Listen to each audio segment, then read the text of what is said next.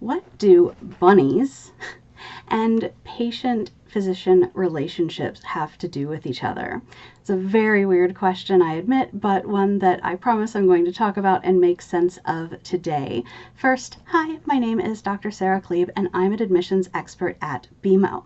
So I am joined by a very special guest today, this adorable little guy right here.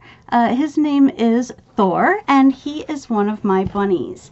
Now, my partner is standing on by in case he gets fussy. Bunnies don't really like being held, and he's in an unusual space. They also like to chew on wires, and so my office is not the safest space for him, so I'm keeping him contained as best I can. But I wanted to use him as an example. You know, I think that we can find really interesting inspiration and insights in the world around us, even in places where we're not really looking for them. And I wanted to sort of demonstrate how some of this works. Also, it's Friday, so I wanted to do a little bit of a fun video, and so I'm going to do some of these sort of weird inspiration everywhere videos on occasion. So, if you have not ever had the opportunity to know a bunny, you probably have a very sort of stereotypical understanding of what they are, what they like, what they do. You probably think that they eat lots and lots of carrots. They do indeed enjoy carrots, but in large quantities they're quite bad for them. And sorry, he's going through his late winter shed right now, so excuse the tufts of fluff. But the process of getting to know a bunny, a rabbit, is so incredibly different from the process of getting to know more common companion animals, cats and dogs. When I first got a bunny, when we first brought bunnies into our home, my partner and I were well into our adult years. We had had cats for a long time. He had had dogs growing up, and through a series of events that would take forever to tell, we ended up adopting a bunny. And we had researched online the basic fundamentals of how to take care of them and keep them safe and alive and all of that. But the fundamentals of taking care of this creature were not something that was immediately obvious to us. And what I mean by this is, if we think about the most common pets or companion animals that people have, we tend to have predator animals, cats and dogs. Rabbits, of course, are prey animals, and that means that everything about how you talk to these animals, how you play with them, how you make them feel safe and loved, is completely different than what you would do with a predator animal. When we think of playing with our cats and dogs, mostly what we're doing is letting them sort of play attack things, play kill things, play destroy things. And that, quite frankly, isn't going to work for a prey animal. When you're dealing with something like a bunny, hi, love. You are dealing with an animal that is instinctually conditioned to think that everything is out to eat it.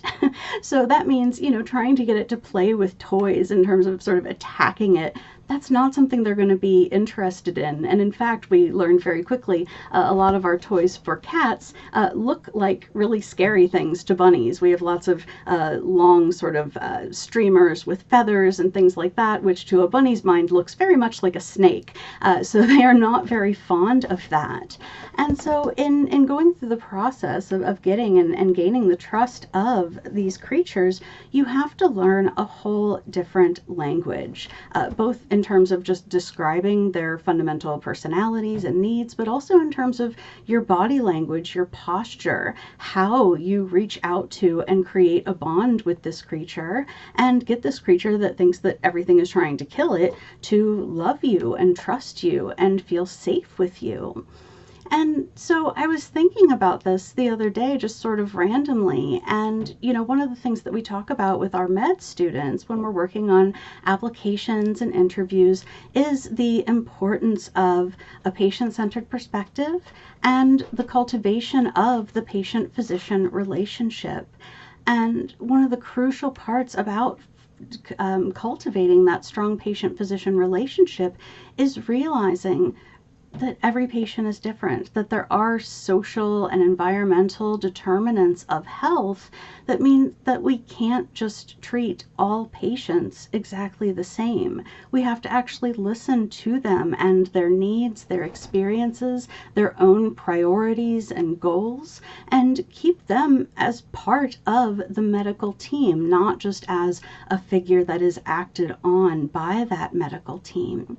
And so I thought that this sort of shifting of focus, of language, and even of fundamental concerns in the instance of me getting to know this sweet little guy and all of the other bunnies that I've cared for over the years was a really great sort of analogy for the ways that you have to approach fostering that kind of relationship between physician and patient.